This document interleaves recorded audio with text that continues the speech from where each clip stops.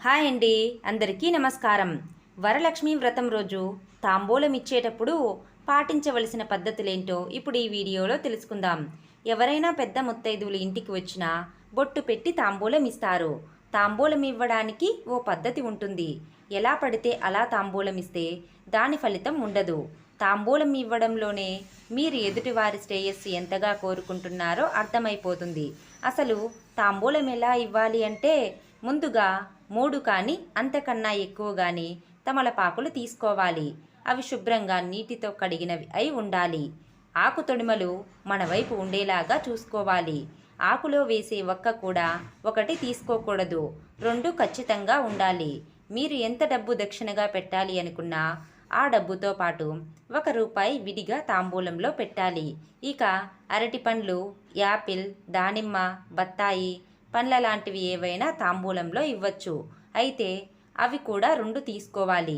వాటి తొడిమలు కూడా మన వైపు ఉండేలా చూసుకోవాలి.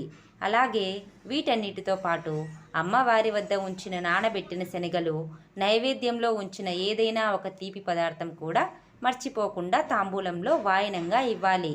ఇక పసుపు, కుంకుమ, పువ్వులు, గాజులు ఇవన్నీ కూడా వాటికి చేర్చుకోవచ్చు. ఇలా తాంబూలానికి ఇవ్వాల్సినవన్నీ సర్దుకున్నాక ముత్తైదువునకు కాళ్ళకు పసుపు రాయాలి. పసుపు నేలకు అంటుకోకుండా క్లాత్ లేదా మ్యాట్ మీద వారి పాదాలు ఉంచి పసుపు రాయాలి. మెడకు గంధం రాసి ముత్తైదువునకు కుంకుమ బొట్టు పెట్టి తాంబూలం ఇచ్చి వారి కాళ్ళకు నమస్కారం చేసుకోవాలి. తరువాత తాంబూలం తీసుకున్న వారు ఇచ్చిన వారికి కుంకుమ బొట్టు పెట్టి ఆశీర్వదిస్తారు.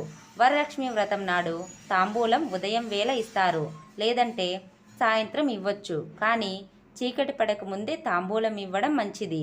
ఇలాంటి కొన్ని పద్ధతులు పాటించడం వలన ఇచ్చిన వారికి, పుచ్చుకున్న వారికి ఎలాంటి దోషము ఉండదు. ఇలాంటి మరిన్ని వీడియోస్ కోసం వీడియోని లైక్ చేసి షేర్ చేయండి. అలాగే ఛానల్ని సబ్స్క్రైబ్ చేయండి. Thanks for watching friends.